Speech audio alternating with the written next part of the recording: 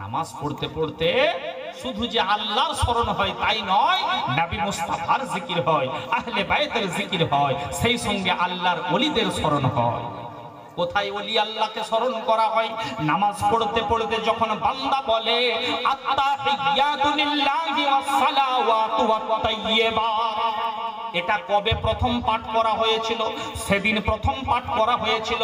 নামাজি ভাইয়েরা ভালো করে শুনবেন, দয়ার নবী তো জাহানের বাদশা, নবী আমার যেদিন মেরাজ গমন করেছেন, নবী আমার যেদিন মেরাজ গমন করেন, সেই দিনে আল্লাহ পাকের নিকটে গিয়ে নবী আমার বলেন আত্তাহিয়াতু লিল্লাহি ওয়াস সালাওয়াতু ওয়াত তাইয়্যিবাত। নবী আমার বলেন, আয় আল্লাহ পাক রব্বুল আলামিন, আমি নবীর দৈহিক প্রশংসা, আমি নবীর মৌখিক প্রশংসা, আমি নবীর পক্ষ থেকে যাবতীয় প্রশংসা আমি আপনার দরবারে নিবেদন করলাম।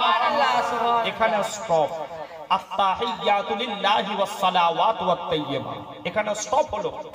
সঙ্গে সঙ্গে আমার আল্লাহ পাক স্পেশালি নবী মুস্তাফাকে লক্ষ্য করে সালাম প্রদান করেছেন, আসসালামু আলাইকা আইয়ুহান নাবিয়্যু ওয়া রাহমাতুল্লাহি ওয়া বারাকাতুহু।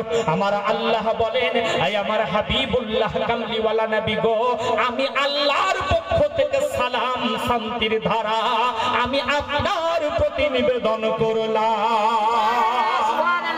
তাহলে নবীকে সালাম দিচ্ছেন, নবীর প্রতি সালাম পাঠাচ্ছেন কে? স্বয়ং আল্লাহ। নবীর প্রতি সালাম স্বয়ং আল্লাহ পেশ করছেন। এখানেই শেষ নয়, দয়ার নবী আমার বলছেন আসসালামু আলাইনা ওয়া আলা ইবাদিল্লাহিস সালিহিন।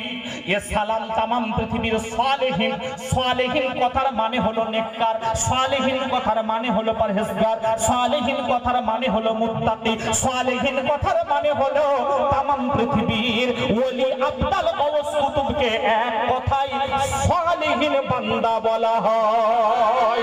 আমার গাউসে পাক হলেন সালেহিন, গরিব নওয়াজ হলেন সালেহিন, হযরত নিজামউদ্দিন আউলিয়া হলেন সালেহিন, হযরত কুতুবউদ্দিন আউলিয়া হলেন সালেহিন, হযরত বাহাউদ্দিন নকশবন্দি হলেন সালেহিন, হযরত মুজাদ্দিদ আল ফিসানি হলেন সালেহিন, হযরত দাতা মাহবুব শাহ আউলিয়া হলেন সালেহিন, হযরত মুর্শিদ আলী কাদরি পিয়া সালেহিন, হযরত সৈয়দ হোসেন জাকির বানি হলেন সালেহিন। তামাম পৃথিবীর যত আলে রাসূল রয়েছেন, তামাম পৃথিবীর যত ওলি আল্লাহগণ রয়েছেন, তাদেরকে এক কথায় সালেহিন বলা হয়।